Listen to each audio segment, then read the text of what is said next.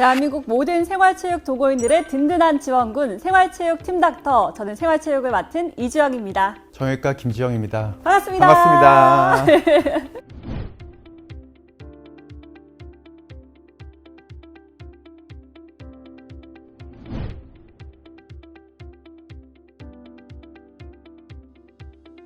진다시죠? 이제 촬영하시면? 아, 네. 근데 저 또 고민이 있어요. 네. 테니스를 치고 나서 팔꿈치, 다리, 이번에는요 손목이 조금 욱신거려요. 테니스는 라켓으로 하는 스포츠다 보니까요. 그 라켓의 무게도 굉장히 중요하고 헤드 사이즈도 굉장히 중요합니다. 또 이제 라켓의 길이도 굉장히 중요한데요. 라켓의 길이가 길면은 원심력이 크기 때문에 조금 더 작은 힘으로도 이제 좀 공을 멀리 보낼 수가 있습니다. 그리고 헤드가 크게 되면은 우리가 공이 오더라도 면이 넓기 때문에 대충 맞아도 어느 정도 쉽게 보낼 수가 있는데, 조금 더 이제 정교하게 이제 컨트롤을 하는 거를 이제 구사하는 그런 분들은 헤드가 좀 더 작은 거를 이제 선호하는 편이고요. 지난번에 이제 했던 테니스 엘보와 같은 경우에 테니스 엘보가 발생하게 되면 라켓을 가벼운 걸로 바꾸시는데, 오히려 가벼운 걸로 바꾸시게 되면은 증상이 좀 더 악화될 수 있기 때문에 이런 경우에는 라켓을 약간 무거운 걸로 교체하는 것이 도움이 될 수도 있습니다.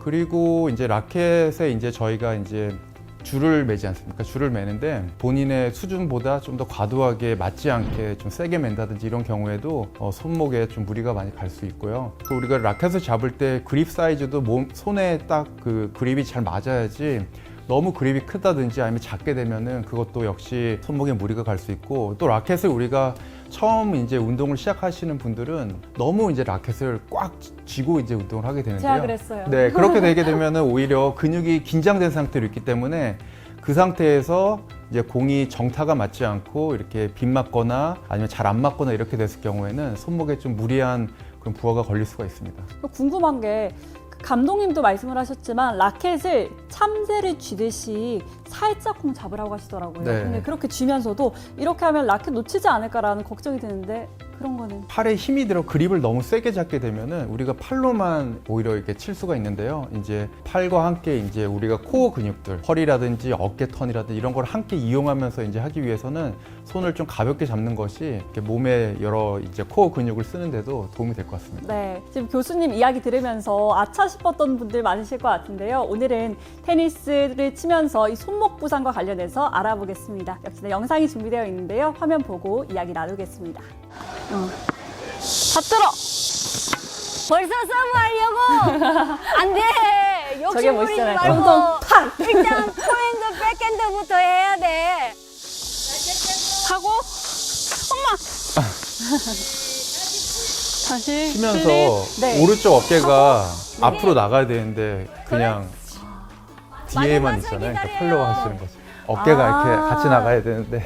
영상 속에 있는 저는 이 가동 범위가 너무 좁다라는 말씀이신 거죠. 네, 그러니까 너무 팔로만 스윙을 하는 경향이 있는 것 같아서 이제 조금 더 몸에 있는 다른 근육들을 함께 쓰는 쪽으로 생각하고 스윙을 연습하시면 될 것 같습니다. 초보의 실수입니다. 계속해서 영상 보면서 이야기 네. 나눌게요. 와 이거 여사 일이 아니네요. 주현 씨 진짜 잘한다. 아 진짜요? 아니, 칭찬 받았어요. 저는 이렇게 베이스라인 뒤에서 길게 랠리를 하는 사람은 거의 없어요. 저 기껏해 뭐 하나 두 개 맞았는데요? 아니, 그걸 공을 마중 가서 잡아서 친다는 게 엄청 대단한 거예요. 자기가 몰라서 그렇지. 이거는 한 두 달 레슨 받아야지 시도하는 연습이에요. 어머코도 좋고. 감사해요.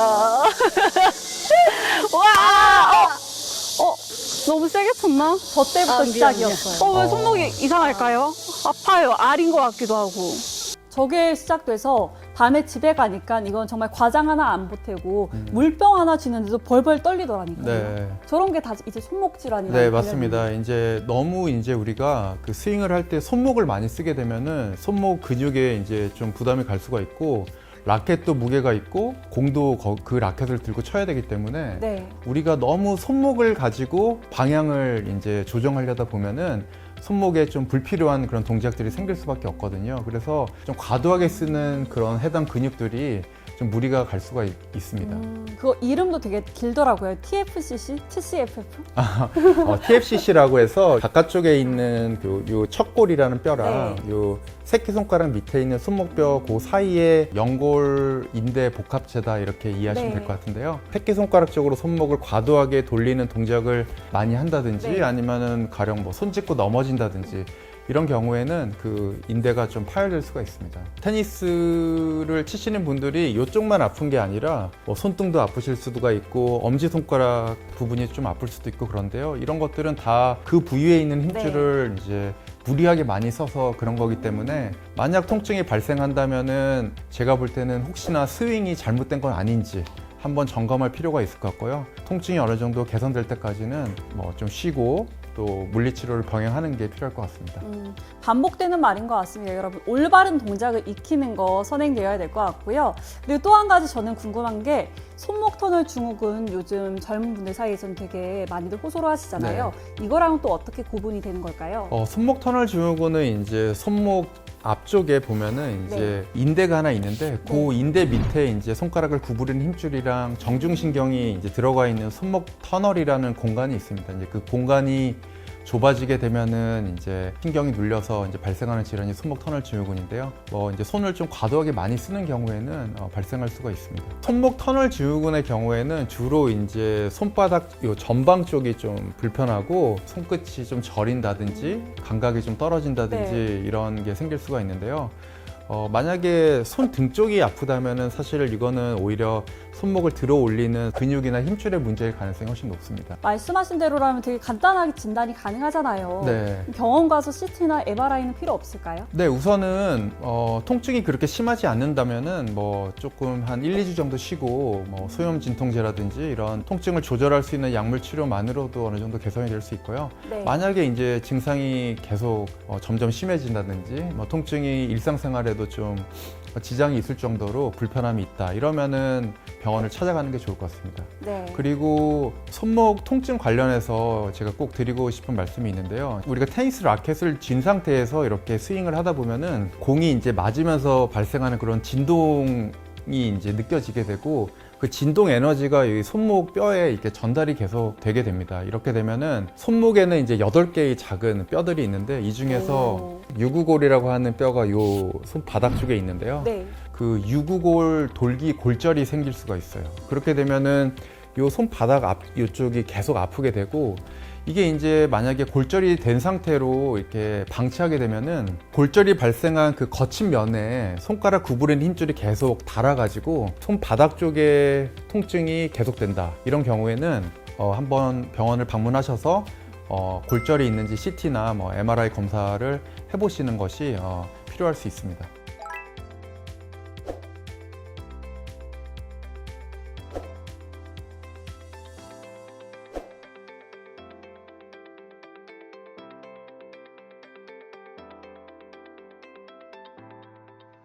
손목 부상을 방지하기 위해서 하는 훈련이 따로 있을까요?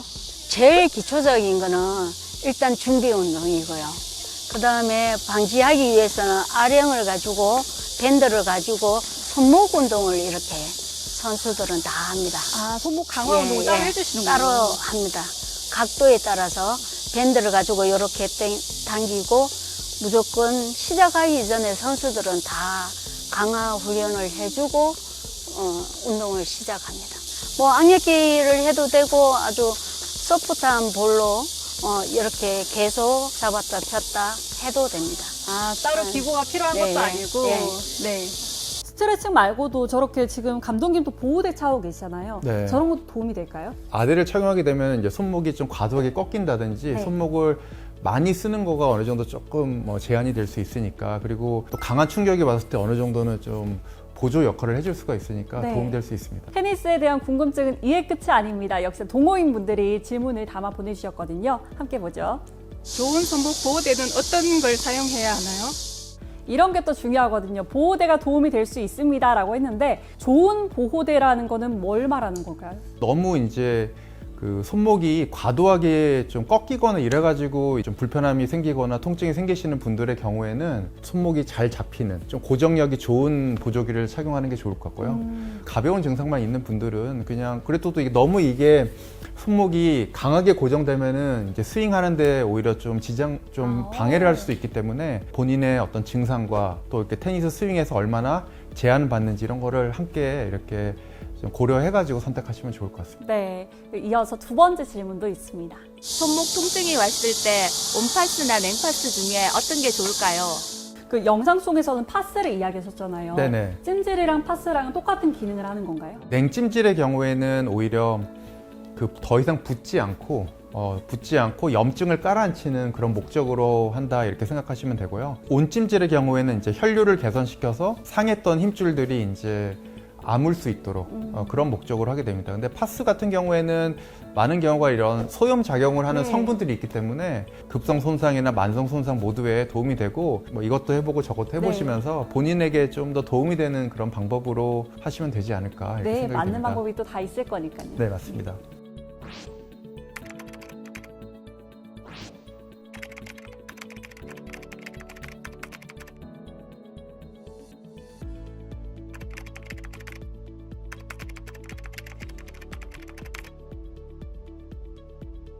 저희가 지난 3편에 걸쳐서 테니스와 관련한 이야기를 나눠봤는데요. 의욕이 앞서는 거 저희 충분히 이해 갑니다. 하지만 부상이 없어야 오래 칠 수 있는 거니까요. 건강하게 운동하기 꼭 기억해 주시고요. 생활체육 팀닥터 저희는 테니스에 이어서 다른 종목으로 인사드리겠습니다. 네. 여러분 고맙습니다. 고맙습니다.